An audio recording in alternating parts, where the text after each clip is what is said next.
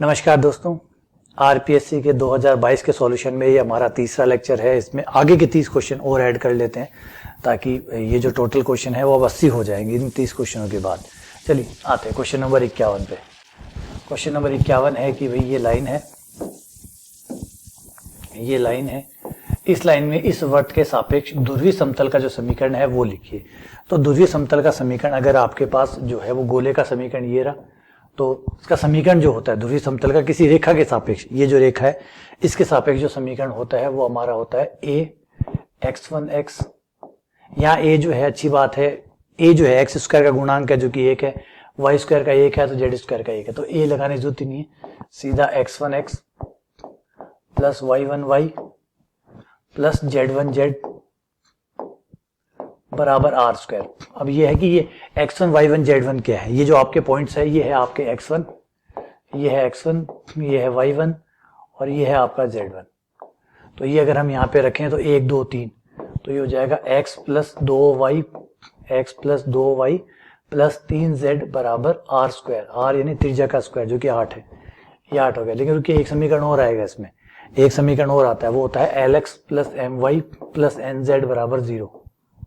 इन दोनों को मिलाकर इन दोनों समतलों से जो बनता है वो आपका ध्रुवीय समतल होता है, तो बराबर 0। L कौन है, ये आपका L है, L ये आपका M, ये आपका N। तो 1 3 4, तो 1 3 और 4, x plus 3y plus 4z बराबर 0। ये लीजिए, ये आपका आंसर आ गया। इन दोनों को मिलाते हैं तो ये आता है x plus 2y plus 3z बराबर 8 और x plus 3y plus 4z बराबर 0 बराबर 0 वाला। तो ये ऑप्शन 4 है। थोड़ा सा चेक करिएगा अच्छे से, x plus 2y plus 3z बराबर 8, x plus 3y plus 4z बराबर 0, ये वाला सही हुआ। ठीक है, चलिए आगे बढ़ते हैं अगले क्वेश्चन पे। Question number 2। इस क्वेश्चन को करने के लिए हमें कोट इनवर्स को, ये जो है ये पलट जाएगा, तो हमारा कोट इनवर्स हो जाएगा अंदर वाला, कोट इनवर्स हो जाएगा, कोट इनवर्स ये ऊपर चला गया, अंडर रूट 1 माइनस एक्स ऊपर और अंडर रूट 1 प्लस एक्स नीचे। अब ये कोट है, इसका मतलब है कि ऊपर जो है वो हमारा आधार है, ऊपर आधार है और नीचे जो है वो हमारा लंब है। ठीक है, इससे हम कर्ण निकाल ले और कर्ण बराबर होता है हमारा अंडर रूट लंब का स्क्वायर प्लस आधार का स्क्वायर, लंब का स्क्वायर प्लस आधार का स्क्वायर। लंब है हमारा अंडर रूट 1 प्लस एक्स का स्क्वायर हो जाएगा 1 प्लस एक्स, ये हो जाएगा 1 माइनस एक्स, कट जाएगा 1 और 1 2 आ जाएगा, तो ये आ गया अंडर रूट 2। तो कर्ण आया हमारा अंडर रूट 2। अब इस कोट को बदल के हम साइन कर लेते हैं, कोट को बदल कर हम साइन कर लेते हैं, क्योंकि साइन से साइन स्क्वायर हम काटने वाले हैं। तो ये हो गया साइन इनवर्स। साइन इनवर्स में होगा लंब बटा कर्ण, तो लंब कितना है हमारा, ये रहा अंडर रूट 1 प्लस एक्स, लंब बटा कर्ण कितना, अंडर रूट 2। ठीक है, ये आपका साइन से साइन इनवर्स कट जाएगा, ये स्क्वायर बचेगा, स्क्वायर आपका इसके ऊपर आ जाएगा, इस अंदर वाले 1 प्लस एक्स बटे 2 का स्क्वायर हो जाएगा। स्क्वायर अंडर रूट को हटा देगा तो dy बाई डी एक्स आ जाएगा और ये आ जाएगा आपका 1 प्लस एक्स बटा 2। अवकलन करने पर आपका 1 बटा 2 बाहर आ जाएगा, 1 का अवकलन 0 और x का अवकलन 1, तो आंसर आया आपका 1 बटा 2। तो देखिए 1 बटा 2 कहाँ है, ये रहा 1 बटा 2, ये आपका आंसर है। ठीक है, ये तो सिंपल सा क्वेश्चन था। चलिए आगे बढ़ते हैं, अगले क्वेश्चन पे आते हैं। ये क्वेश्चन जो है 3 प्रतीकों 1 2 3 से क्रमचय समूह S3 के अवयव का संयुग्मी अवयव होगा। संयुग्मी अवयव मतलब कॉन्जुगेट एलिमेंट, तो हर अपना कॉन्जुगेट होता है, हर एलिमेंट अपना कॉन्जुगेट होता है। यानी अपनी कॉन्जुगेट क्लास में अगर आप शामिल करें किसी अवयव एक ही कॉन्जुगेट क्लास में, और सीधी सीधी बात है, कोई बच्चा अपनी क्लास में नहीं होगा तो किसकी क्लास में होगा, और बच्चे उसकी क्लास में होंगे ये बात अलग है, लेकिन हर बच्चा अपनी क्लास में होगा। अगर छठी का बच्चा है कोई तो उसकी क्लास में वो खुद तो होगा ही होगा, तो कोई और हो ना हो, हर बच्चा अपनी क्लास में खुद तो होता ही होता है। तो ये आंसर हो गया 1 2। तो सिंपल बात है, सिंपल है कि भाई ये एक कथन है कि जिसकी संयुग्मी क्लास होती है उसमें वो खुद शामिल होता है, और अपनी क्लास है, अपनी क्लास में खुद नहीं होगा तो कौन होगा, है ना। तो ये इसका आंसर हो गया, छोटा सा क्वेश्चन था। अगला क्वेश्चन नंबर 4। एक बहुपद का एक गुणनखंड ये है तो ए बी का मान बताइए। अगर ये गुणनखंड है, ये इस 4 घात वाले समीकरण का गुणनखंड है, तो इसके मूल और इसके मूल एक ही होंगे। तो पहले हम इसके मूल निकाल लेते हैं। इसके मूल हो जाएंगे 3 गुणनखंड करने पर t माइनस 2x माइनस 6 बराबर 0। यहाँ से हमारा आ जाएगा x माइनस 2 और x प्लस 3, x माइनस 2 और x प्लस 3 बराबर 0। x के दो मान आ गए, एक आ गया 2 और एक आ गया माइनस 3। तो ये जो है इस समीकरण का गुणनखंड है, तो इसके मूल भी होंगे, मूल होंगे तो संतुष्ट भी करेंगे, संतुष्ट करेंगे तो समीकरण में रख दीजिए। अब आपके दो समीकरण बन जाएंगे, एक तो बन जाएगा x बराबर 2 से, एक बन जाएगा माइनस के 2 से। पहले 2 रख देते हैं, 2 रखने पे हो जाएगा 16, 16 तियां 48 है ना, प्लस ये 2 दूनी 4 दूनी 8, ये हो जाएगा 8 minus 4a plus 2b plus 2b plus a plus b minus 1 बराबर 0। ये हो जाएगा आपका माइनस का 3a और प्लस का 3b, और संख्या हो गया 48 और 8 56, 56 में से 1 गया 55, ये इधर आके माइनस का 55 हो गया। अब ए और बी के मान देख लीजिए कौन से हैं। तो अगर हम देखें 16 और माइनस का 3, 16 थे 48, 48 और 9, ये तो नहीं होगा। एक बार फिर से नंबरों को चेक कर लेते हैं, एक बार कोई गलती तो नहीं रहेगी। हमने रखा 2 रखने पर ये हुआ 16, 16 दूनी 32, अच्छा 16 दूनी यहाँ गड़बड़ हो गई, 32 हो गया ये है ना। 2 की पावर 4, 16, 16 दूनी 32, 32 और 8 40, 40 में से 1 गया 39 और माइनस का 39 हो जाएगा। अब आपका ऑप्शन है उसको ट्राई करते हैं। 16 रखा तो 16 थी 48, 48 में से ये हो गए 9, 48 में से 9 गए, ये हो जाएगा 39। सही है अभी ऑप्शन नंबर 1 जो है 2 जो है वो आपका सही है, ये सेटिस्फाई कर रहा है। दूसरे -3 की आपको जरूरत नहीं पड़ी, अगर -3 रखते हैं तो रख दीजिए, एक समीकरण और बन जाएगी, दोनों समीकरण को सॉल्व कर लीजिएगा, वरना ऑप्शन से काम चला लीजिए, ऑप्शन भी आपको बता रहे हैं। अगला क्वेश्चन है क्वेश्चन नंबर 5। किसी परिवहन समस्या में अगर किसी परिवहन समस्या को आप हल करते हैं, हल करते समय अपभ्रष्टता का क्या अर्थ होता है? अपभ्रष्टता का हल होता है कि भैया जो हल आया है वो अभी सुसंगत हल नहीं है, ये भी सुसंगत हल नहीं है, इसको और हल करने की जरूरत है, और सुधार करने की जरूरत है। ये जो आपने टेबल का अलॉटमेंट बनाया है ये सही नहीं है, इसको और ठीक करिए। ठीक है, चलिए अगले क्वेश्चन पे आते हैं। अगला ये रहा कि 1 - 1 0 से गुजरने वाले गोले का समीकरण निकालिए जो इस गोले को इस बिंदु पे स्पर्श करने वाले गोला ये रहा को 1, 2 - 2 बिंदु पर स्पर्श करता है। मतलब वो जो गोला है भैया, वो गोला इस गोले को इस बिंदु पे स्पर्श भी करता है। ये तो आपका ये वाला गोला हो गया, ठीक है। दूसरे वाला गोला जो हमें निकालना है वो हम इधर मान लेते हैं, ये दूसरा गोला। अब क्वेश्चन क्या कह रहा है कि भाई 1 - 1 0 से गुजरता है। ये जो रेड वाला गोला है ये 1 - 1 और 0 से गुजरता है, ठीक है। दूसरी शर्त है कि 1, 2 और -2 पे स्पर्श करता है। ये दोनों गोले 1, 2 और -2 पे स्पर्श करते हैं, 1, 2 और -2 पे स्पर्श करते हैं। तो इसका मतलब ये जो गोला है S जिसका समीकरण निकालना है वो इन दो बिंदुओं को संतुष्ट करेगा। अगर आप ये दो बिंदु रखते हैं तो इसने जो निशान लगा रखा है वो एकदम सही लगा रखा है, ये दोनों इसको संतुष्ट करते हैं, ये एकदम सही है। आप इसमें ये जो बिंदु है ये रख के देखिए, ये संतुष्ट करेगा, ठीक है। चलिए आगे बढ़ते हैं। अगला क्वेश्चन है क्वेश्चन नंबर 57। इस क्वेश्चन को करने के लिए आपको √x को मानना होगा। √x बराबर t माना, x बराबर t² आ गया, dx बराबर 2t dt हो गया, 2t dt मान रख दीजिए। पहले तो ये लिमिट चेंज कर लीजिए, लिमिट हो जाएगी 0 से लेकर π/4 तक, 0 से लेकर π/4 तक, 2t dt साइन √x की जगह t आ गया, ये t और ये dt। अब आप खंड से समाकलन लगा दीजिए, 2 बाहर, और खंड से समाकलन लेने पर t बाहर, साइन t का अवकलन cos t, समाकलन cos t, माइनस t का अवकलन 1 साइन t का माइनस cos t का दोबारा साइन t, लिमिट 0 से लेकर π/4 तक।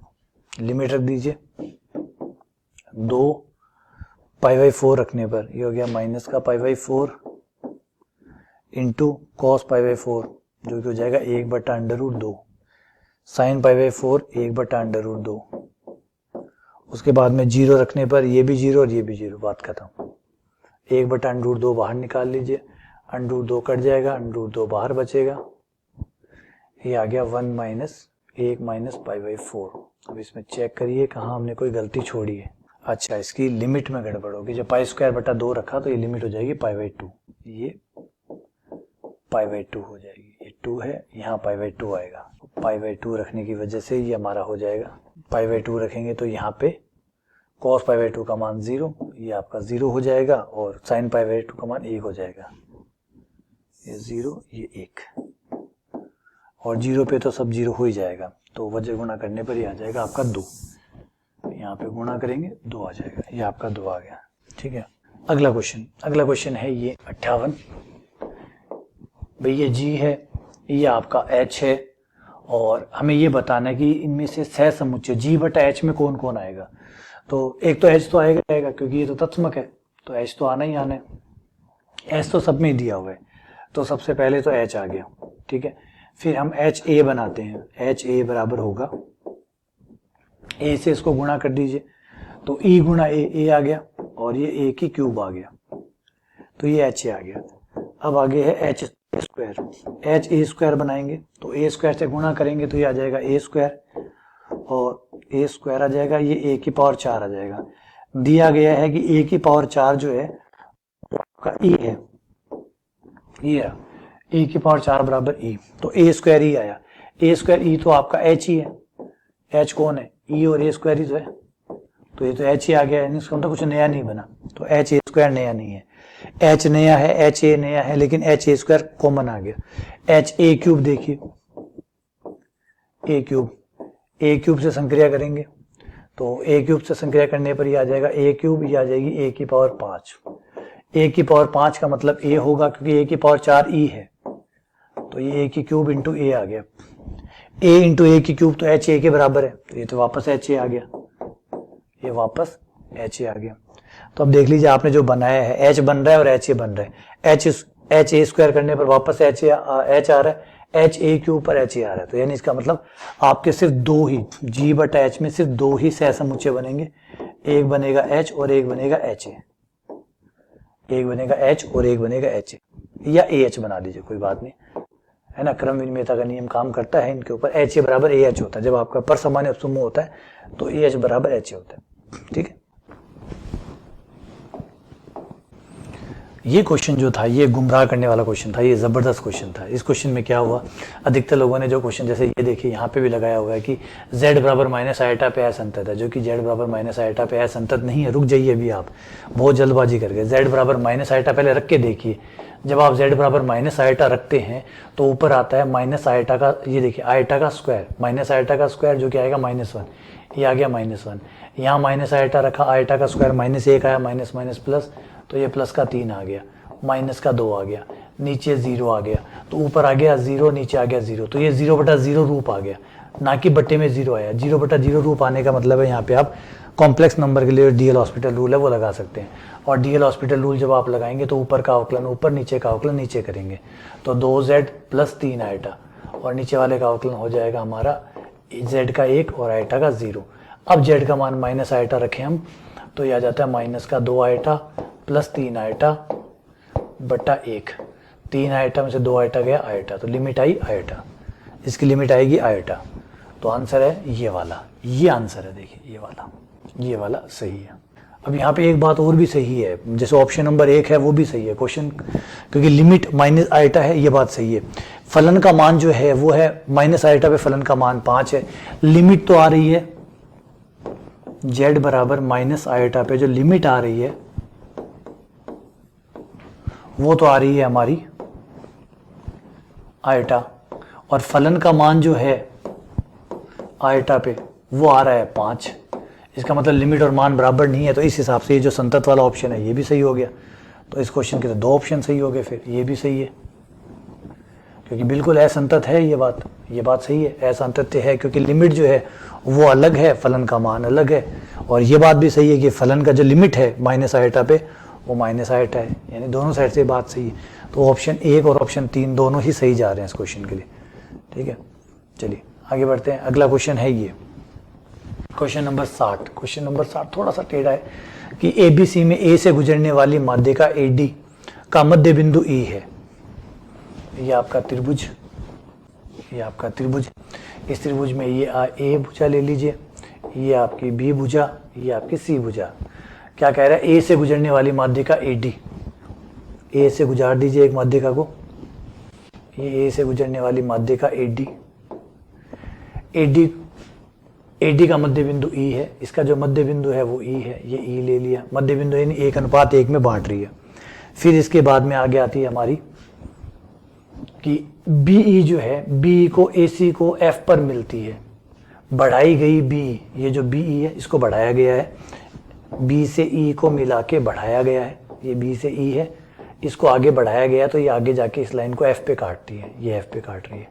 अब क्वेश्चन पूछ रहा है कि बताइए AF कितना होगा, तो रुक जाइए यहाँ पे। आपको पता होगा कि जो माध्यिकाएं होती है, अगर मैं यहाँ पे एक माध्यिका खींचूँ, यहाँ पे मैं अगर एक माध्यिका खींचूँ, जगह दीजिए, ये माध्यिका है, ये BM नाम देता हूँ, ये माध्यिका है, माध्यिका हमेशा बीच में आती है तो एकदम बीचों बीच काटेगी ये, और ये हमारी यहाँ पे भी काटेगी, ये होगा केंद्रक। केंद्रक हमेशा 2:1 में काटता है, केंद्रक हमेशा 2:1 में काटता है। तो ऊपर वाला अनुपात हो गया 2, नीचे वाला अनुपात हो गया 1। ये मध्य बिंदु है तो ऊपर हुआ 2, नीचे हुआ 1। यहाँ तक का जो अनुपात है वो है 2, और यहाँ तक का अनुपात है हमारा 1, 2:1 में। तो यहाँ पे अगर हम त्रिभुजों के परगुण का इस्तेमाल करें तो ये हो जाएगा हमारा 2:1 है, तो यहाँ जो होगा इस साइड में ये हो जाएगा 1:2, 1:2, जिससे ये हो जाएगा 1/3, क्योंकि अनुपातों का योग 3 हो जाएगा, टोटल आ जाएगा 1/3। तो ये AC का 1/3 है, तो ये आंसर हो गया 1/3 AC। अगला क्वेश्चन है हमारा, रेखीय समीकरण में इस समीकरण के लिए सत्य कथन कौन सा है, सही कथन कौन सा है कि भाई कब हल होगा। हल तब होगा जब सारणिक का मान निकाल लीजिए 0 नहीं होना चाहिए, सारणिक का मान 0 नहीं होना चाहिए। तो 1 2 के 2 3 1 2 3 1 2 3 1 3 5 2 3 5 2 बराबर नहीं होना चाहिए 0 के। जब 0 होगा तो अद्वितीय हल नहीं होगा, है ना। तो पहले सॉल्व करते हैं, फिर देखते हैं क्या रहता है। इसको सॉल्व करने पर आ जाएगा 3 6 6 - 5 1, ये 1 आ गया माइनस का, और फिर ये कैंसिल 4 4 में से 3 गया, ये आ गया 1, फिर आ गया प्लस के इंटू ये कैंसिल 10 10 में से 9 गया 1, बराबर नहीं है 0 के। तो के ये आ जाएगा माइनस के, तो के नॉट इक्वल्स टू 0, तो के नॉट इक्वल्स टू 1, तो के जो है वो 1 के बराबर नहीं होना चाहिए। अगर के 1 के बराबर नहीं है तो इसका हल विद्यमान होगा, के बराबर 1 के लिए इसका हल अद्वितीय होगा। सॉरी माफ़ करिएगा, थोड़ा सा के बराबर नहीं है 1 का, ये के बराबर 1 है, तो ये ऑप्शन यहाँ से कट जाएगा, क्योंकि ये जो आंसर है वो है कि अगर के 1 के बराबर नहीं है तो इसके अद्वितीय हल होंगे, इसके हल अद्वितीय होंगे, इकलौते हल होंगे। अद्वितीय हल के लिए के नॉट इक्वल्स टू 1 होना चाहिए, 1 के बराबर मत हो, फिर चाहे कुछ भी हो, 1 को छोड़कर चाहे कुछ भी हो। तो अगर बराबर 2 हुआ तो हाँ चल जाएगा साहब, 2 चल जाएगा। के बराबर 2 के लिए अद्वितीय हल होगा, हाँ जी। ये ऑप्शन गलत है, के बराबर 0 के लिए कोई हल नहीं है, नहीं। के बराबर 0 के लिए भी अद्वितीय हल है, के किसी भी मान के लिए कोई हल नहीं है, नहीं, ये भी गलत है। के बराबर 1 के लिए हल है ना, के बराबर 1 के लिए अनंत हल हो सकते हैं, या फिर कोई हल विद्यमान ना हो वो स्थिति हो सकती है, लेकिन के बराबर 2 के लिए अद्वितीय हल है, क्योंकि के का मान 1 नहीं होना चाहिए बस। तो अगला है हमारा किस मान के लिए ये एक समान अभिसारी नहीं होने की। तो इसके एक समान अभिसारी नहीं होने की ये जो श्रेणियां होती है, इनकी प्रॉब्लम ज़्यादातर जो होती है वो होती है x बराबर 1/n ले लीजिए, क्योंकि नॉर्मली क्या होगा, जैसे आप n का मान अनंत लेंगे इनमें तो ये टेंड्स टू हो जाएगी 0। अगर आप इनमें n का मान अनंत लें इन श्रेणियों में, क्योंकि ऑब्वियसली बात है ऊपर 1n आ रहा है, नीचे n² आ रहा है, तो नीचे की स्पीड जो है वो ऊपर की स्पीड के मुकाबले काफ़ी तेज होगी, तो नीचे वाला अनंत पहले आएगा, ऊपर वाला बाद में आएगा, इस वजह से 0 होगी। तो इनका जो पॉइंट वाइज अभिसरण है, जो बिंदु अभिसरण है वो है 0, लेकिन x बराबर 1/n अगर हम रख के देखें इसके अंदर तो इसका अभिसरण चेंज हो जाता है। देखिए अब x की जगह 1/n रखें तो n से n कट जाएगा, ये 1 आ गया, प्लस यहाँ भी n² कट जाएगा, 1 आ जाएगा, तो आपकी लिमिट आ जाएगी 1/2। बिंदु इशारे थे, पॉइंट वाइज आ रहा था 0, लेकिन 1/n पे आता है 1/2। और ये कब हुआ? जब n का मान अनंत हुआ, यानी 0 पे। तो 0 पे आपको ऐसी स्थिति मिलती है, 0 पे ये एक समान नहीं होता। अगला है हमारा क्वेश्चन नंबर 13। ये अच्छा क्वेश्चन था। ये क्वेश्चन था L + M + N = 0। SR Saini का क्वेश्चन है, SR सैनी का क्वेश्चन है। ये हूबहू क्वेश्चन वहाँ से उठाया गया है। ये क्वेश्चन है। इस क्वेश्चन को सॉल्व करने के लिए थोड़ा टेढ़ा है, लंबा है। आप दोनों दिखाए हैं, इन दोनों को हल करना है। हल करके L1, M1, N1, L2, M2, N2 के मान निकाल लें और फिर बीच का कोण निकाल लें। ठीक है, तो यहाँ से मैं एक मान निकाल लेता हूँ। जैसे n निकाल लिया तो n बराबर हो जाएगा मेरा -L - M। ठीक है, ये मान निकाल के मैं इस समीकरण में रख देता हूँ। ये समीकरण है मेरी 2LM + 2L, n की जगह -L - M, और फिर है -M, n की जगह फिर से -L - M बराबर 0। ब्रैकेट्स खोलिए, 2LM - 2L² - 2LM + ML - M² बराबर 0। जो कट सकता है वो काट दीजिए। 2LM से 2LM कट जाएगा, माइनस से गुणा कर दीजिए तो ये हो जाएगा 2L² - ML - M² बराबर 0। गुणनखंड कर लीजिए, इसके गुणनखंड आ जाएंगे माइनस के 2ML + ML - M² बराबर 0। कॉमन लेने पर जोड़े बनाएंगे, इन दो के जोड़े बनेंगे, 2L कॉमन आ जाएगा। एक आपका आ जाएगा L - M जोड़ा, और दूसरा आ जाएगा आपका 2L + M, 2L + M। इन दोनों को अलग अलग 0 रखिएगा और सॉल्व करिएगा। अलग अलग 0 रखूं तो पहले एक को लेता हूं, इसको L - M को, तो L बराबर हो गया M। तो इसके नीचे एक मान लीजिए, इसके नीचे एक मान लीजिए। तो L 1 है, M 1 है। अगर L और M दोनों 1 1 है तो N कितना आ जाएगा? तो N आ जाएगा -2। तो N आ गया -2। तो एक रेखा की दिक्क हो जाए तो ये आ गए, दिक्क अनुपात आ गए 1 1 और -2। दूसरी रेखा यहाँ से निकलेगी 2L, इससे इस वाले पार्ट से 2L + M। तो 2L + M को इधर ले जाते हैं तो माइनस का M हो जाएगा। L/1, 2 को उधर ले जाइए तो ये जाएगा M/-2। माइनस के 2 को मैं उधर 2 को उधर ले गया। तो अगर L का मान 1 है, M का मान -2 है, तो यहाँ कितना आएगा? -2, -1, माइनस + 2, 2 में से 1 गया 1, तो n बराबर आ जाएगा आपका 1। n बराबर 1, ये आ गया आपका LM N। दोनों रेखाओं के दिक्क हो जाए आगे, दिक्क अनुपात आ गए। अब बीच का कोण निकाल लीजिए, cos थीटा बराबर L1 L2 M1 M2 N1 N2 बटा √ L1 का स्क्वायर + M1 का स्क्वायर + N1 का स्क्वायर, और L2 का स्क्वायर + M2 का स्क्वायर + N2 का स्क्वायर। मान रख दीजिए, गुणा करेंगे आप L1 L2 तो 1 × 1 1, -2 1 -2 -2 1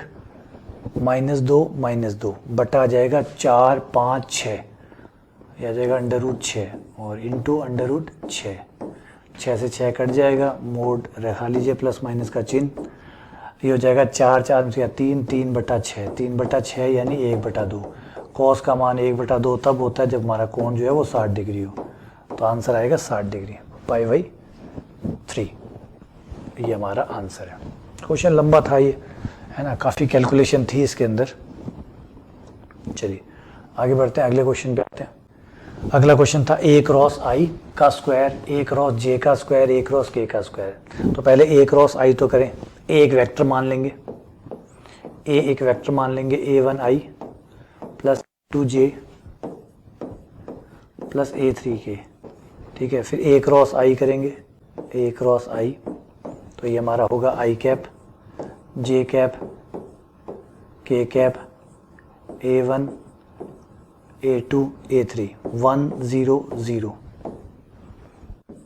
ये हो जाएगा हमारा I वाला 0 0 I, J हो जाएगा हमारा 0 -0 -A3 -- +A3, A3 j cap, फिर k वाला हो जाएगा हमारा A1k।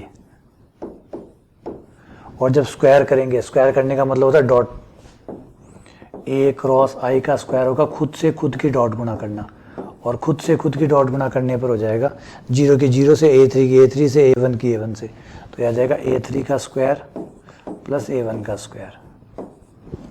ये थोड़ा सा गलत लिख दिया मैंने यहाँ पे, ये k हो गया था, ये हो गया था माइनस का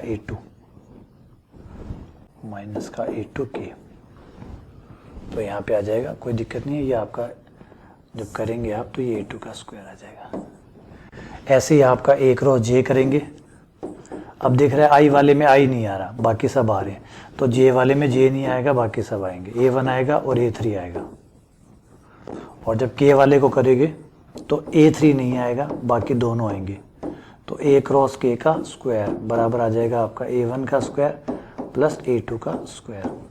अब अगर आप जोड़ेंगे, इनको योग करेंगे, तो योग आ जाएगा इसका, हर चीज़ 2 बार आ जाएगी, हर चीज़ 2 बार आ जाएगी, 2 A1 का स्क्वायर प्लस A2 का स्क्वायर प्लस A3 का स्क्वायर, जो कि हमारा a के परिमाण का स्क्वायर ही हो गया।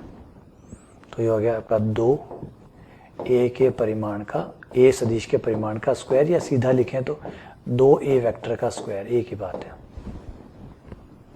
तो ये आपका आंसर हो गया 2a स्क्वायर। ये क्वेश्चन ज़्यादा कॉम्प्लिकेटेड था नहीं, सिंपल सा ही था, ज़्यादा कुछ था ही नहीं इसके अंदर। ये क्वेश्चन जो है ये भाई अच्छे हैं, भिन्नात्मक समीकरण है। ये जो है, इन क्वेश्चनों को करने के लिए थोड़ी सी ट्रिक आपको चाहिए होगी। सबसे पहले इन्हें करने के लिए, जैसे ये है, आप इसे, इस अनुपात को, इनके 2 हल निकालने पड़ते हैं, इनके 2 हल आपको निकालने पड़ते हैं। और 2 हल में आपकी मजबूरी ये रहती है कि भैया आप dy कर रहे हैं, y के साथ समाकलन कर रहे हैं तो y का ही कर पाएंगे, z के साथ समाकलन करें तो z का ही कर पाएंगे, किसी और का नहीं कर पाएंगे, तो ये ध्यान रखना पड़ता है। तो ऐसे क्वेश्चन जो है वो नवकार पब्लिकेशन में आपकी जो बुक है, उस बुक के अंदर आपको संपूर्ण अवकल समीकरण के नाम से भी प्रश्नावली है, जिसमें ये क्वेश्चन है, वहाँ से ये क्वेश्चन आया हुआ है। समीकरण, इस समीकरण को y से गुणा कीजिए, इसको z से कीजिए और जोड़ दीजिए, तो जोड़ने पर ये हो जाएगा x dx। इसे कोई चेंज नहीं कर रहा, सिर्फ अनुपात 2 को y से गुणा कर रहा हूँ और अनुपात 3 को z से गुणा कर रहा हूँ और जोड़ रहा हूँ। और जैसे ही मैं इसको जोड़ूंगा आप देखेंगे कि नीचे 0 आ जाएगा, क्योंकि जब y से गुणा होगा तो ये हो जाएगा y स्क्वायर yz, ये हो जाएगा yz माइनस जेड स्क्वायर, जुड़ेंगे तो z स्क्वायर कट गया, y स्क्वायर से y स्क्वायर कट गया, 2yz से 2yz कट गया, बटे में आ गया 0। अब बराबर में चाहे कोई अनुपात हो, क्या फ़र्क पड़ता है, ये जो आपके अनुपात है ये बराबर में होंगे तो क्या फ़र्क पड़ेगा, बराबर में 0 आ गया, ये 0 वाला इधर चला जाएगा, ये आपका आ जाएगा x dx plus y dy plus z dz बराबर 0।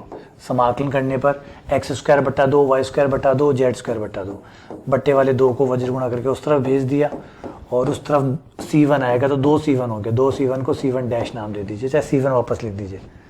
तो ये आपका तो इस हिसाब से एक ऑप्शन ये कैंसिल हो गया, ये 3 ऑप्शन तो भैया फिर भी बच रहे हैं, तो इसका मतलब एक सॉल्यूशन और निकालना पड़ेगा, दूसरा आराम से निकल जाएगा, दूसरा तो ज़्यादा दिक्कत नहीं देगा। इन 2 से आप निकाल लीजिए dy के नीचे dz ले आइए, ठीक है, और y प्लस जेड को उधर ले जाइए, तो y प्लस जेड। अब आप देख सकते हैं कि ये जो है ये समघात समीकरण है, समघात अवकल समीकरण, और समघात अवकल समीकरण है तो y बटा z बराबर v मानिए, y बटा z बराबर v, y बराबर वी जेड, अवकलन करिए, dy बटा डी जेड बराबर v प्लस z बाहर, v का dv बटा डी जेड, ये मान इसमें रखिए, सॉल्व करिए, ये आ जाएगा v प्लस z dv बटा डी जेड बराबर y, z की जगह y की जगह वी जेड रख देंगे तो z कॉमन आगे कट जाएगा, ये आएगा v प्लस 1 बटा v माइनस 1, v को उधर ले जाएंगे तो z dv बटा dz। अच्छा खासा क्वेश्चन है, जाके लघुत्तम लेंगे, लघुत्तम लेने पे आ जाएगा माइनस का v square minus minus plus v बटा v माइनस 1। लंबा चौड़ा क्वेश्चन चला गया है अभी तक, और उसके बाद हमारा हो जाता है, इनको इधर ले आएंगे, z वालों को उधर ले जाएंगे, v माइनस 1, यहाँ हमारा आ जाएगा minus V square 2v minus V square plus 1 dv और इस तरफ आ जाएगा डी जेड बटा जेड। समाकलन तो बड़ी कृपा है, आराम से हो जाएगा, क्योंकि नीचे वाले को टी मानेंगे, ऊपर वाला डी टी में आ जाएगा। नीचे वाले को टी मानेंगे, ऊपर वाला डी टी में आ जाएगा। तो 2v minus V square plus 1 को हम t मान लेंगे। इसको t मानने से हो जाएगा 2 माइनस 2v dv बराबर dt। 2 को इधर ले आएंगे तो dt बटा 2 हो जाएगा, तो वो मान हम यहाँ रख देंगे। तो समाकलन हो जाएगा dt बटा 2t, और आपका इस तरफ है dz बटा z। 2 को इधर भेज दीजिए, ये हो गया log t, 2 इधर तो 2 log z प्लस समाकलन नियतांक log c2। ठीक है, t का मान रख दीजिए। t का मान है हमारा, क्या माना था, 2v वाला, ये आ जाएगा log 2v minus V square plus 1 बराबर 2 पीछे चला जाएगा, तो ये जाएगा log c2 Z square. log से log कट कर दीजिए, v का मान रख दीजिए। v का मान है हमारा y बटा z, तो y बटा z रखने पर ये बन जाएगा 2yz minus Y square plus Z square बराबर c2z की पावर 4। यहाँ एक माइनस का फ़र्क था, वो रह गया, प्लीज़ ये माइनस का ध्यान रखिएगा, क्योंकि ऊपर हमारे पास v माइनस 1 है, तो ये माइनस का डिफरेंस आएगा। ये माइनस का फ़र्क यहाँ पे भी आएगा, माइनस जो है वो पावर में भी आएगा, फिर ये जो है ये बट्टे में आएगा, यहाँ पे पूरा चेंज हो जाएगा ये, है ना। log से log कटने से पहले ये माइनस जो है ये पावर में लाना होगा आपको, तब जाके कटेगा ये। तो भाई भयंकर बड़ा क्वेश्चन है, भयंकर बड़ा क्वेश्चन है ये तो। ठीक है, इसके लिए तो हमें एक्स्ट्रा जगह चाहिए होगी। यहाँ लाते हैं इसको, आओ भैया यहाँ पहुँचो, तो ये हो जाएगा हमारा बट्टे में, बट्टे में हो जाएगा। तो 2v 1/2v minus V square plus 1 बराबर हो जाएगा c2z स्क्वायर। अब v का मान y बटा z है, y बटा z रखिए, लघुत्तम लीजिए, लघुत्तम z स्क्वायर हो जाएगा, जो कि ऊपर चला जाएगा। ये हो गया 2yz minus Y square plus Z square बराबर c2z स्क्वायर। अब हम z स्क्वायर से z स्क्वायर दोनों साइड से काट देंगे, वज्र गुणा कर देंगे, c2 को इधर भेज देंगे, तो ये हो जाएगा 2yz minus Y square plus Z square. ठीक है, c2 को c2 डैश नाम दे देंगे। ठीक है, माइनस दोनों साइड से गुणा कर देंगे, क्योंकि क्वेश्चन में वाई स्क्वायर जेड स्क्वायर वाला चाहिए हमें, है ना। तो माइनस से गुणा करने पर ये हो जाएगा Y square minus Y square plus का हो जाएगा, और जेड स्क्वायर और 2yz ये माइनस के हो जाएंगे, बराबर आपका नियतांक, जो भी नाम देना चाहे, c2 डैश या कुछ और। तो ये हो गया ये वाला माइनस का 2yz ये वाला। अब ये इतना खतरनाक क्वेश्चन था, इतना लंबा और इतना खतरनाक, तब जाके इसका आंसर आता है। ठीक है, तो परेशान करने वाला था, पूरा बोर्ड भर गया, है ना। वो भी इतनी जल्दी जल्दी किया तब है, अगर धीरे धीरे करता तो बहुत टाइम ले लेता। चलिए अगले क्वेश्चन पे आते हैं।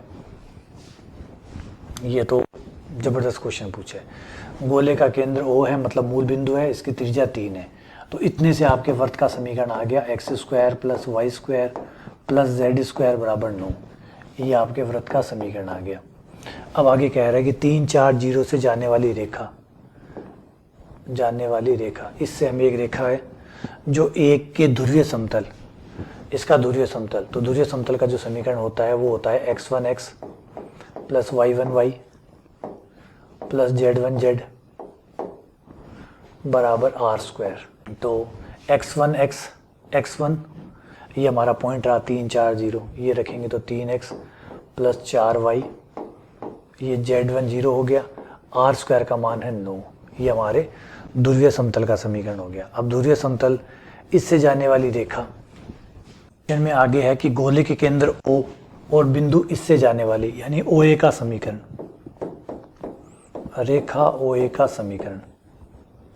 तो OA का समीकरण होगा x माइनस 0, क्योंकि मूल बिंदु से जाती है तो x माइनस 0, y माइनस 0 और z माइनस 0 बट्टा दिक् हो जाए या दिक् अनुपात। A और O के निर्देशांक को घटा दीजिए, दिक् हो जाए आ जाएगी, दिक् अनुपात आ जाएंगे, तो वो 3 4 0 हो गए, 3 4 0। अब हमें इस समतल और इस रेखा का प्रतिच्छेद बिंदु निकालना है, जो कि R है। इनका प्रतिच्छेद बिंदु आर है, तो इसको बराबर में लैम्डा मानिए, बराबर में लैम्डा। एक्स बराबर आपके पास आ जाएगा 3 लैम्डा, वाई बराबर आ जाएगा 4 लैम्डा, जेड 0 आ जाएगा, जेड आपका आ गया 0। इस बिंदु को ले जाके समतल में रख दीजिए, समतल से लैम्डा का मान निकल जाएगा, तो ये आ गया समतल के पास।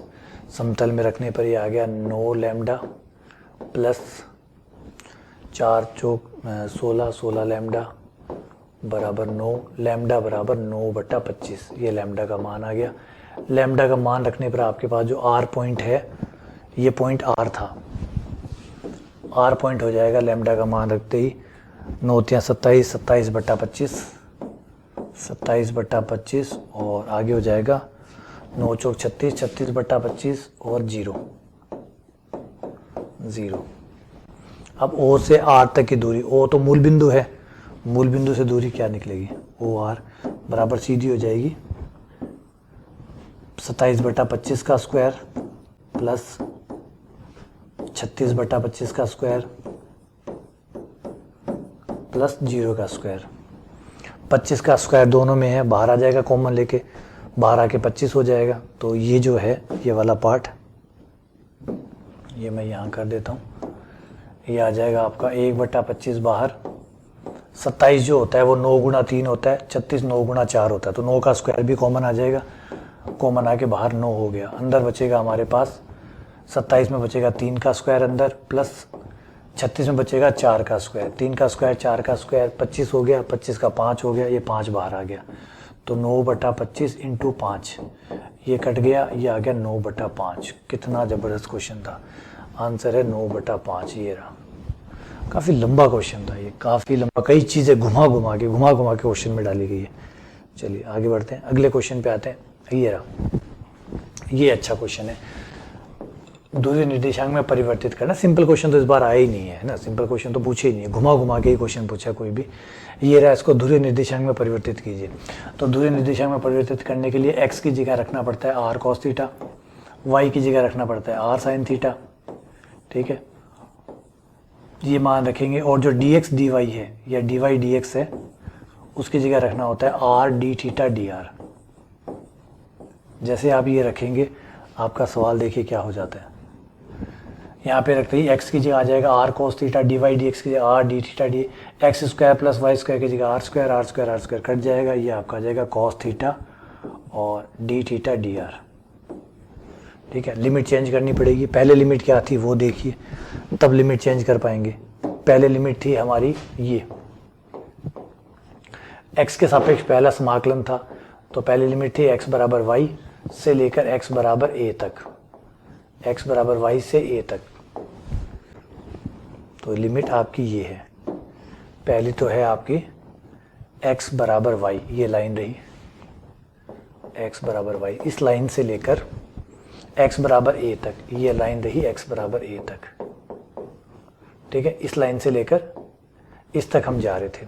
फिर है ये वाला, ये दूसरे वाली लिमिट है y बराबर 0 से लेकर y बराबर a तक, y बराबर 0 से लेकर y बराबर a तक।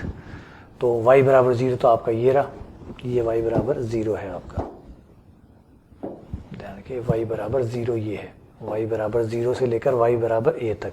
y बराबर a आपको यहाँ मिलेगा क्योंकि x बराबर a रखने पर y बराबर a आएगा, तो ये y बराबर a जो है ये है। ऐसे तो लाइन है लेकिन हमें इस बिंदु तक जाना है, तो ये क्षेत्र हुआ हमारा जिस पर हम समाकलन कर रहे हैं। ये जो डबल समाकलन है वो हम इस क्षेत्र पे कर रहे हैं।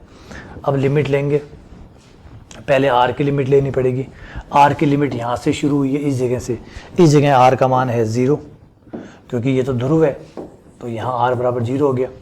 यहाँ r का मान निकालते हैं, इस लाइन पे r कितना होगा, x बराबर a, और x जो है वो है r cos थीटा, तो r cos थीटा बराबर हुआ a, तो r बराबर हुआ a बटा cos थीटा, और a बटा cos थीटा हुआ, cos को लिख सकते हैं सेक में, 1 बटा cos हो गया सेक में, तो r बराबर a सेक थीटा। तो लिमिट बनी r बराबर 0 से लेकर r बराबर a सेक थीटा तक, ठीक है। अब है थीटा की लिमिट, थीटा है जिस कोण से शुरू हुआ है, जिस कोण पे ख़त्म हुआ है, जिस कोण पे शुरू हुआ है, शुरू वाला कोण है हमारा 0 डिग्री, थीटा है 0, फिर इस कोण पे ख़त्म हुआ है जो कि है π/4, क्योंकि y बराबर x जो है वो 45 डिग्री का कोण बनाती है। तो 0 से लेकर π/4 तक, तो 0 से लेकर π/4 तक। तो इस हिसाब से आपका ऑप्शन काम करता है फोर्थ, ये है सही ऑप्शन। तो ये भी था, अच्छा था, मतलब ध्रुवीय परिवर्तन करने वाला, अक्षों को चेंज करने वाला, चेंज ऑफ द ऑर्डर कहते हैं इसको। ये कॉम्प्लिकेटेड क्वेश्चन माने जाते हैं, लेकिन ये पहले आया हुआ क्वेश्चन है। अगला ये क्वेश्चन भी इजी पूछ सकता था, लेकिन इजी पूछना तो मना है, इजी तो कौन पूछ रहा है, सारे क्वेश्चन ही जब अच्छे खासे आ रहे हैं तो यहाँ पी आई निकालेंगे। पी आई बराबर हो जाएगा 1/d² + 1, यहाँ पर इधर आ जाएगा आपका। इसे आपको 2 से गुणा करना पड़ेगा, 2 का भाग देना पड़ेगा, 2 से गुणा और 2 का भाग, ठीक है। यहाँ पे आप 2 से गुणा करेंगे और 2 का भाग देंगे, जिससे हमारा सूत्र बन जाएगा 2 sin A sin B का, 2 sin A sin B, जो कि बराबर होता है cos A - B, cos A - B minus cos A + B, ये सूत्र बन जाएगा। तो इससे हमारे पास आ जाएंगे cos A - B, तो x - 2x, जो कि माइनस का x आएगा, लेकिन cos पे माइनस का फर्क नहीं पड़ता। cos A + B ये हो जाएगा cos 3x, 1/2 नियतांक है, ये बाहर आ जाएगा। जब cos का हम पी आई निकालते हैं तो हम d² की जगह -a² रखते हैं, d² की जगह -a² रखते हैं। यहाँ पे a का मान है 1 और यहाँ a का मान है 3, यहाँ पे a का मान 3 है, तो d² का मान होगा -a² के हिसाब से -1, -1 रखते ही ये 0 हो जाएगा। तो ये तो अलाउड नहीं करेगा। जब अलाउड नहीं करता तो फिर हम क्या करते हैं, दूसरा फॉर्मूला अपनाते हैं, जो कि होता है -1 की पावर n, n का मतलब ये कितने ब्रैकेट है, तो जवाब है 1 ब्रैकेट, तो ये 1 हो गया, x की पावर 1 बटा 2a, a 1 है, 2a की पावर n फैक्टोरियल n, जो कि 1 है, cos x प्लस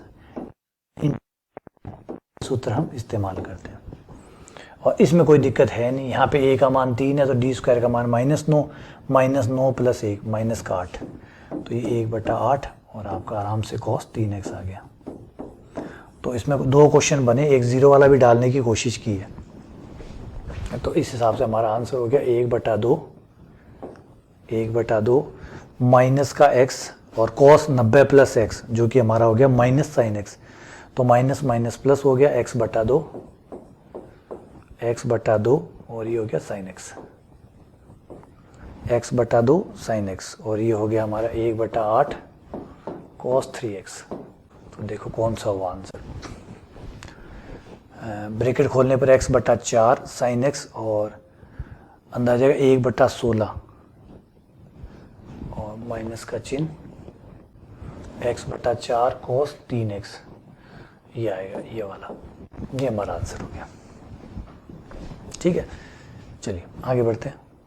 अगला क्वेश्चन नंबर 69, ये है 0 से लेकर 2π तक इसकी लंबाई निकाली है। तो लंबाई निकालने के लिए हमें अवकलन करना पड़ेगा। इसका अवकलन करेंगे तो dx/d आएगा, है ना। dx/d अवकलन ये हो जाएगा a cos थीटा का हो जाएगा -sin थीटा, और थीटा का 1 हो गया, साइन थीटा को छोड़ दिया, फिर थीटा को छोड़ के साइन थीटा का कर लिया, जो कि cos थीटा हो गया, और इससे आपका साइन थीटा कट गया, और dx/d आ गया हमारा a theta into sine theta. फिर हम dy/d निकाल लेते हैं, y का कर लेते हैं, y का हो जाएगा dy/d बराबर a बाहर साइन थीटा का cos theta minus cos theta का minus sine theta minus minus plus minus cos theta बाहर थीटा का 1, cos थीटा से cos थीटा कट गया, dy/d आ गया हमारा, dy/d आ गया थीटा और साइन थीटा, ये dy/d आ गया। चाप की लंबाई s बराबर होती है हमारी √ समाकलन √ dx/d का स्क्वायर प्लस dy/d का स्क्वायर, और समाकलन डी थीटा। लिमिट हमें बताई गई है 0 से लेकर 2 पाई तक, तो लिमिट हो जाएगी 0 से लेकर तक। यहाँ जब हम ये रखेंगे वो दोनों का वर्ग करेंगे, यहाँ ए भी है, यहाँ ए भी है, ठीक है ना, तो दोनों का वर्ग करेंगे तो हमारा ए थीटा कॉमन आ जाएगा, बाहर आके sine square plus cos square का मान 1 हो जाएगा। तो ये हमारा आ गया 0 से लेकर 2 पाई तक और ए थीटा डी थीटा, और ए थीटा का हो गया स्क्वायर बटा 2, थीटा स्क्वायर बटा 2 0 से लेकर 2 पाई तक। लिमिट रखने पर a बाई 2 बाहर, ये हो गया हमारा 4 पाई स्क्वायर। अगर हम काट दें तो हो जाएगा 2 पाई स्क्वायर a, तो 2 पाई स्क्वायर a ये हमारा आंसर आ गया, 2 पाई स्क्वायर बटा ए, 2 पाई स्क्वायर a, ठीक है। चलिए अगले क्वेश्चन पे आते हैं, question number 20।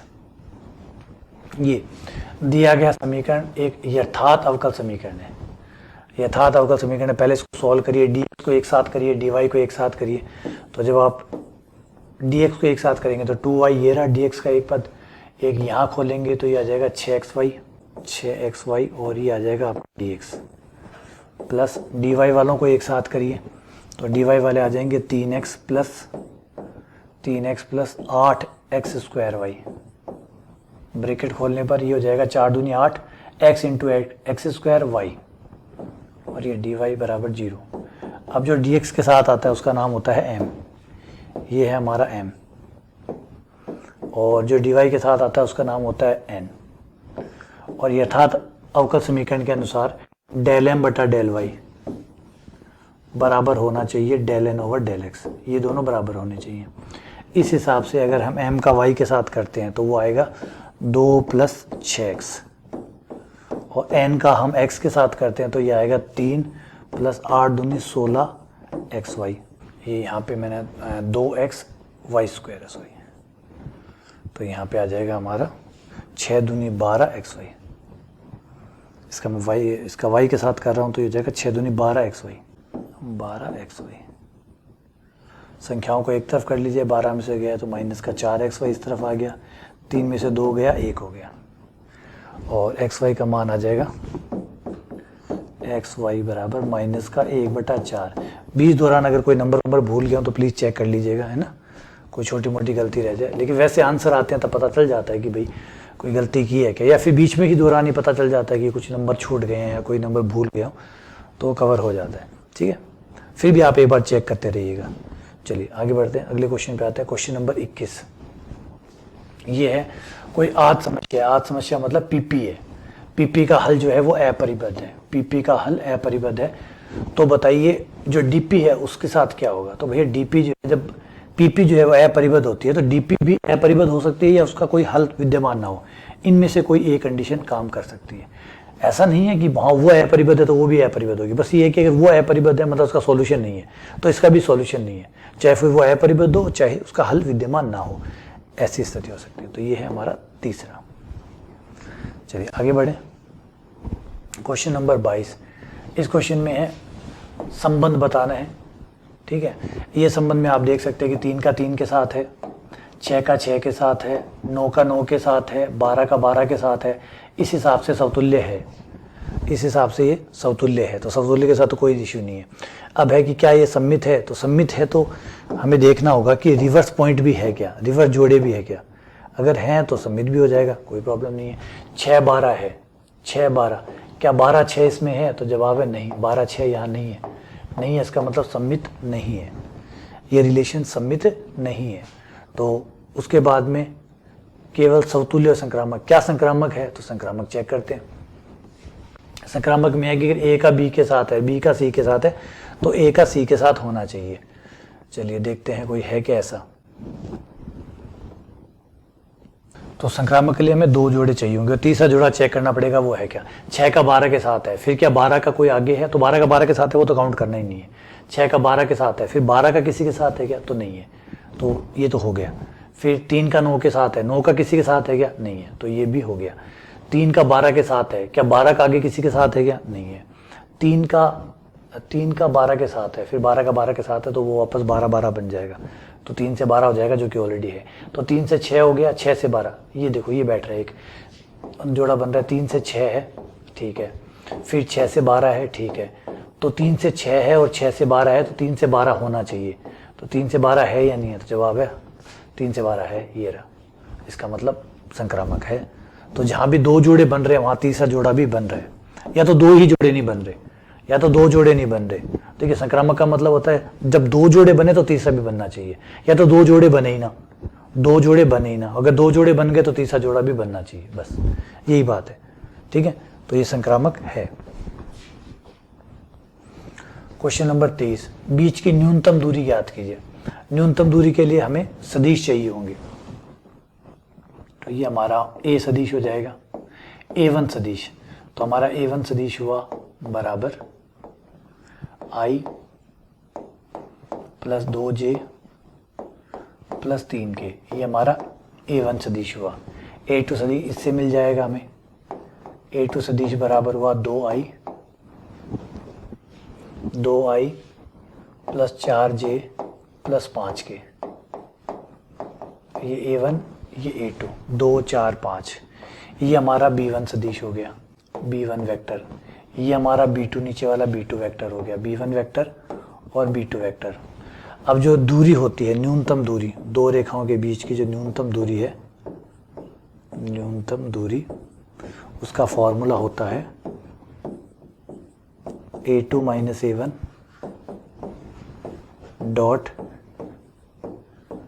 B1 cross B2 बटा B1 क्रॉस B2 का परिमाण। तो A2 माइनस A1 तो हमें यहाँ से मिल जाएगा आराम से, A2 माइनस A1 तो ये रहा, और A2 माइनस A1 बराबर हो जाएगा, A2 में से A1 घटाया तो ये I 2J I plus 2J और 5K में से 3K गए, ये आ गया 2K, I plus 2J plus 2K।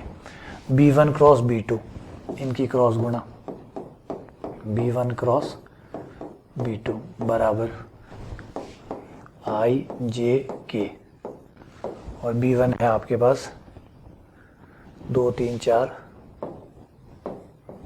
B2 है आपके पास 3 4 5, तो ये हो गया आपका माइनस I कैप, फिर J हो जाएगा 10 और 12 माइनस का 2 माइनस माइनस प्लस का 2J कैप, 10 और 12 माइनस का 2 माइनस माइनस प्लस, फिर K आ जाएगा तो K हो जाएगा 8 9 minus K cap, minus K cap, ये B1 क्रॉस B2 आ गया। ये सारे मान अगर हम यहाँ रखें इसमें तो हमारे पास आ जाएगा, डॉट गुणा करके रखें तो ये आ जाएगा I से I की गुणा हो गई, माइनस का 1 प्लस का 4 माइनस का 2 बट्टा B1 cross B2, 4 5 6 under root 6, और ये हो जाएगा 1 बट्टा अंडर रूट 6, 1 बट्टा रूट 6, ये आपका आंसर है 1 बट्टा रूट 6, ठीक है। चलिए आगे बढ़ते हैं, अगले क्वेश्चन पे आते हैं। क्वेश्चन नंबर 74, क्वेश्चन नंबर 74 कहता है निम्न में से कौन सा कथन सत्य है। तो आप देखिए ए कोण सी कोण ई कोण, ए कोण सी कोण और ई कोण, तो जो ई कोण है वो बी कोण है, तो ए कोण सी कोण बी कोण ये तीनों हो गए, और ये तीनों हो गए तो ये तो हमारा 180 डिग्री हो गया, साफ दिख रहा है 180 डिग्री, भैया सही है। फिर ए कोण बी कोण, ए कोण और बी कोण का जोड़, ये ए कोण और बी कोण का जोड़ ये है, ए कोण और बी कोण का जोड़ इतना हुआ। फिर ये कह रहा है कि बराबर है डी कोण और सी कोण का जोड़, ये रहा डी कोण ये रहा सी कोण, ये कहाँ बराबर हुए भाई, ये कहाँ बराबर हुए, नहीं हुए साहब। बी और एफ कोण का जोड़, बी और एफ का जोड़, ठीक है दिखाओ, बी और एफ, ये रहा बी और ये रहा एफ, ठीक है, बी और एफ का जोड़ बराबर होगा सी और ई का जोड़, बिल्कुल होगा, क्योंकि यहाँ जो होगा बी जो है सी और एफ बराबर है, यानी सी की जगह हम एफ रख सकते हैं, सी की जगह हम एफ रख सकते हैं, और जो ई है ई की जगह हम बी रख सकते हैं, तो ये देख लीजिए बराबर आ रहा है ना, तो ये भी सही है। तो इसका एक और तीसरा कथन, फर्स्ट और थर्ड जो है वो सत्य है, फर्स्ट और थर्ड सत्य है, पहला और तीसरा इसका सही है। ये 10th लेवल का ज़्यादा बेसिक सा ही क्वेश्चन था। ये रहा हमारा अगला क्वेश्चन जो कि स्ट्रोक पर में पर है ना, ये स्ट्रोक पर में पर है। तो एफ अलग कर लीजिए इससे, आप f अलग कर लीजिए, ये हो गया f1, ये हो गया f2, ये हो गया आपका f3। तो आपका फलन f बराबर e की power x i cap 2y j cap और माइनस k कैप, ठीक है। और स्टोक्स प्रमेय के अनुसार हमें डेल क्रॉस f निकालना होगा पहले, मतलब कर्ल निकालना होगा। तो कर्ल निकालेंगे तो सांडिक i j k del over del x del over del y del over del z, और है हमारे पास e की पावर x 2y और -1। अब यहाँ पे हम देखें तो ये 0 ये 0, तो आ गया 0i। फिर j वाला निकालेंगे तो ये 0 ये 0, 0j प्लस k वाला निकालेंगे तो ये 0 ये 0, ये 0 ही आ गया। डेल क्रॉस f 0 आ गया। और जो हमारी स्टोक्स प्रमेय होती है उसके अनुसार ये होता है del cross f dot n cap ds, जो कि बराबर हमें दिया गया है अंडर रूट लैम्डा के। तो ये हो गया बराबर में अंडर रूट लैम्डा पृष्ठ s के ऊपर। डेल क्रॉस f जो है वो कि 0 है, तो ये 0 आ गया, तो ये सारा 0 आ गया। अंडर रूट लैम्डा बराबर आया 0, दोनों साइड वर्क करने पर लैम्डा बराबर आ गया 0। तो ये है लैम्डा बराबर 0, ये हमारा आंसर हो गया लैम्डा बराबर 0, ठीक है। चलिए आगे बढ़ते हैं अगले क्वेश्चन पे। क्वेश्चन नंबर 76, ये क्वेश्चन है आलेखीय विधि द्वारा इसको सॉल्व कीजिए। तो आपके पास दो रेखाएं हैं, फर्स्ट और सेकंड। ये पहली वाली रेखा ये साफ है, ये 45 पे काटेगी। अगर x का मान 0 रखें तो y का मान 45 आएगा, y का मान 0 रखें तो x का मान 45 आएगा। तो ये जो लाइन है ये कुछ ऐसे बनेगी, x भी 45 y भी 45, यहाँ पे 45 और 45, ये हो गया 45, 0, x का मान 45 y का मान 0, यहाँ पे x का मान 0 y का मान 45, ठीक है। दूसरी लाइन जो है इसको सॉल्व करें, इसके प्रतिच्छेद बिंदु निकालें। तो इसमें जब हम x का मान 0 रखेंगे तो y का मान आ जाएगा 3 6 36, y का मान आएगा 36, और जब y को 0 रखें x निकालें तो x आता है 90, x 90 और y 36। x को तो ये 90 पे काटेगी, x को तो ये 90 पे काटेगी, 90 0, और दूसरा है हमारा 36, 36 नीचे होगा, यहाँ काटेगी, ये हो गया 0 36। दोनों का क्षेत्र ही नीचे की तरफ होगा क्योंकि छोटे के चिन्ह लगे हुए हैं, इसलिए हमारा क्षेत्र ये बनेगा, ठीक है, ये हमारा क्षेत्र बनेगा। और ये प्रतिच्छेद बिंदु भी हमें और निकालना पड़ेगा दोनों समीकरण को सॉल्व करके। तो समीकरण इसको मैं 2 से अगर गुणा कर दूं तो ये हो जाएगा 2x प्लस 2y बराबर 90, और ये हो जाएगा 2x प्लस 5y बराबर 80, 2x प्लस 5y बराबर 180। दोनों को घटाने पर minus minus minus 2x cut गया, माइनस का 3y बराबर माइनस का 90, y बराबर आ गया आपका 30। y का मान 30 रखेंगे तो x का मान आ जाएगा 15। तो ये आपके पास आया 15 और 30, 15 और 30। अब देखिए किस पे अधिकतम आता है, किस पे हमारा मान अधिकतम आता है। तो 0 36 लेते हैं तो 36 यहाँ ये आ जाता है 1,08,000 इस पे तो, और इन सब पे एक पे मान निकाल लीजिए अपना अपना। इस पे निकालते हैं 0 36 पे, तब तो हमारा आ रहा है लगभग ये 36 यहाँ आएगा तो 36 यहाँ ये आ जाएगा 108,000।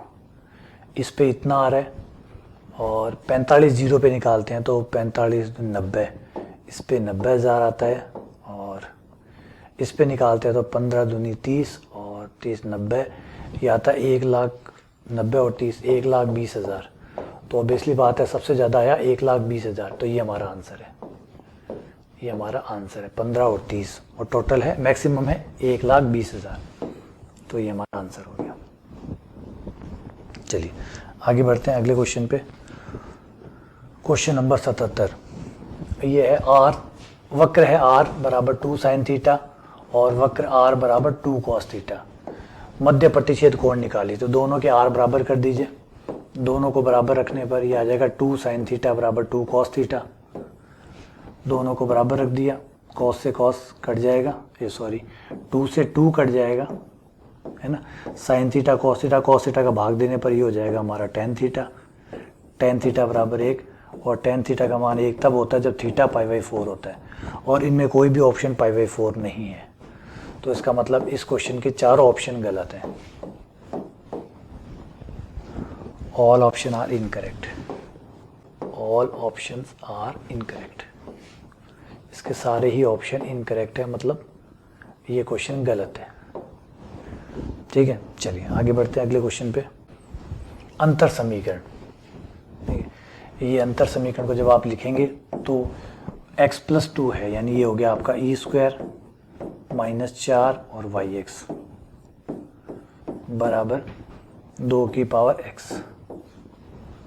तो pi निकालना है, इसका विशेष हल निकालना है, तो pi बराबर हो जाएगा इसके लिए, pi जो है वो बराबर हो जाता है, pi बराबर 1 बटा इसके 2 टुकड़े कर लीजिए, e-2 और e+2, 2 की पावर x। अब हमें e की जगह 2 रखना है, लेकिन इसमें अगर हमने 2 रखा तो 0 आ जाएगा, इसमें 2 रखेंगे तो कोई दिक्कत नहीं है। तो जिसमें दिक्कत नहीं है पहले उसमें रख लीजिए। इसमें हो जाएगा 1/4 2 रखने पर, प्लस वाले में। माइनस वाले में दिक्कत आएगी तो माइनस वाले को एक बार छोड़ना होगा, देखना होगा कि कितने ब्रैकेट है जो प्रॉब्लम क्रिएट कर रहे हैं। तो जवाब है 1 ब्रैकेट है जो प्रॉब्लम क्रिएट कर रहा है, तो x की पावर 1 बटा फैक्टोरियल 1, x की पावर 1 बटा फैक्टोरियल 1। अगर 1 ब्रैकेट है तो 1 x की पावर 1 बटा फैक्टोरियल 1, तो ये आपका हो गया 1/4 x इंटू 2 की पावर x, ये आपका पी हो गया। 1/4 x 2 की पावर x, ये आपका आंसर हो गया। ठीक है, चलिए आगे बढ़ते हैं, अगले क्वेश्चन पे आते हैं। ये रहा आपका क्वेश्चन, विभाग ग्रुप का क्वेश्चन है कि भाई h जो है वो mz के बराबर है, ठीक है, और g जो है वो पूर्णांकों का समूह है। तो बताइए कि g/h में क्या होगा। तो g/h में क्या होगा, h से बनेंगे सारे के सारे, h से बनेंगे, और संक्रिया क्या है, प्लस की है, तो पहला तो हो गया h, अगला हो जाएगा h+1, उससे अगला हो जाएगा h+2, ठीक है, h+3, h+4, डैश डैश ये चलता रहेगा कब तक, h+m होते तो वापस h आ जाएगा, तो ये h से एक कदम पहले तक रुक जाएगा, h+m-1 तक, ये इसमें होंगे h+m-1। तो ये देखिए इसमें h+1, h+2 से लेकर m-1 तक ये रुक जाएगा यहाँ पे। ठीक है ना। वैसे एक चीज़ और बता देता हूँ आपको कि जो है ये भी कोई चैलेंज नहीं कर सकता, ये भी सही है, इस ऑप्शन के साथ जाएं तो ये भी सही है, क्योंकि h+m जो होगा वो एक्चुअली वापस से h हो जाएगा आपका, h+m जो है वो वापस h हो जाएगा, तो इस हिसाब से ये भी सही है ऊपर वाला भी। ठीक है ना, ये दोनों ही सही बनेंगे। चलिए अगले क्वेश्चन पे आते हैं। ये f दिया गया है और प्रणाली का सदिश है। प्रणाली का सदिश वो होता है जिसका डाइवर्जेंस 0 होता है। ये जो f है इसका डाइवर्जेंस 0 है, प्रणाली का सदिश डेल डॉट f बराबर 0, मतलब i वाले घटक का i का x के साथ अवकलन, j वाले घटक का y के साथ अवकलन, और k वाले का z के साथ अवकलन। तो अगर हम x के साथ अवकलन करते हैं तो ये हो गया a, और y वाले का तो 0 हो ही जाएगा। फिर y के साथ करेंगे तो ये -2, इसका z के साथ करेंगे तो -1 बराबर 0, तो a बराबर आया 3। तो ये आपका आंसर है, a बराबर 3। ठीक है, चलिए फाइनली अब मैंने 30 क्वेश्चन और करवा दिए आपको, तो टोटल मिला के 80 क्वेश्चन हो गए। यहाँ तक आपको पेपर का लगभग आइडिया हो गया कि पेपर ईजी है। देखिए पीछे के क्वेश्चन अभी हमने देखे हैं वो ईजी थे, ऐसा नहीं है कि टफ थे, बड़े फटाफट हो रहे हैं। तो चलिए यहाँ पे एक ब्रेक और लेते हैं, है ना। आप इतनी देर इस वीडियो को देखिए, इतने में नया वीडियो जो है वो आपके पास और पहुँच जाएगा। ठीक है, चलिए बहुत बहुत धन्यवाद, शुक्रिया।